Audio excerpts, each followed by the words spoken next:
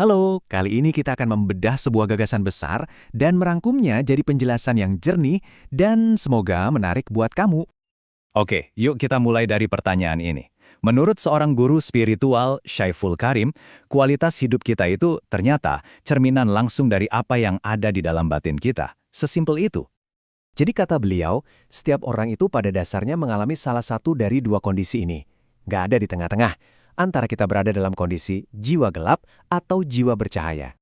Nah, sebelum kita bahas lebih jauh bedanya apa, kita perlu paham dulu konsep dasarnya.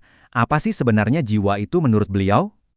Menurut Karim, jiwa itu bukan cuma konsep abstrak yang susah dibayangin. Bukan, ini adalah energi yang nyata, semacam cahaya yang jadi bagian dari sistem kosmik yang jauh lebih besar dari diri kita.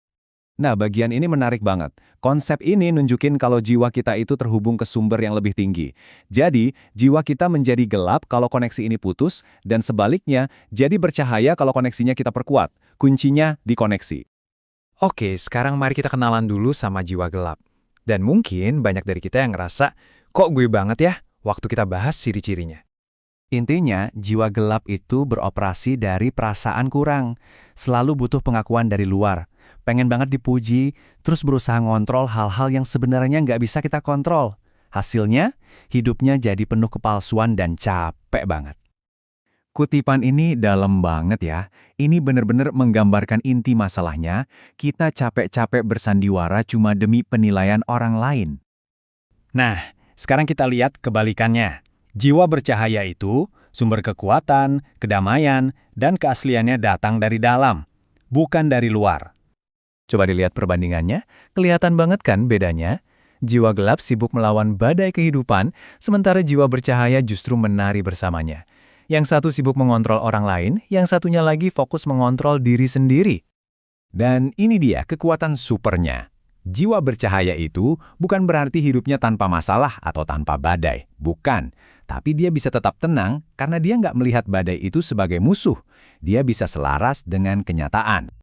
Nah, ini dia poin kuncinya. Kedamaian batin itu ternyata datang dari kesadaran bahwa kita ini nggak sendirian, kita bukan makhluk terisolasi. Kita semua ini saling terhubung dalam sebuah jaring kehidupan yang luar biasa besar.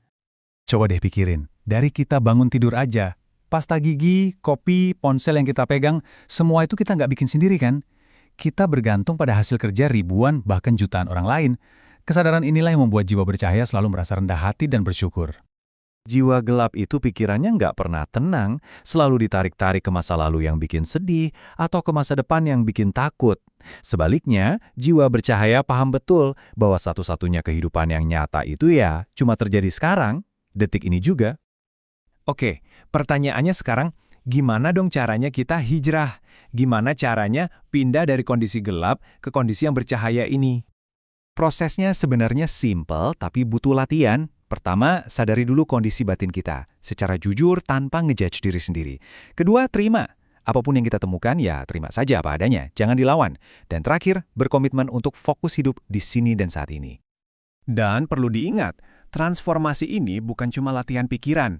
Justru, perubahan sejati itu terjadi ketika kita melibatkan perasaan.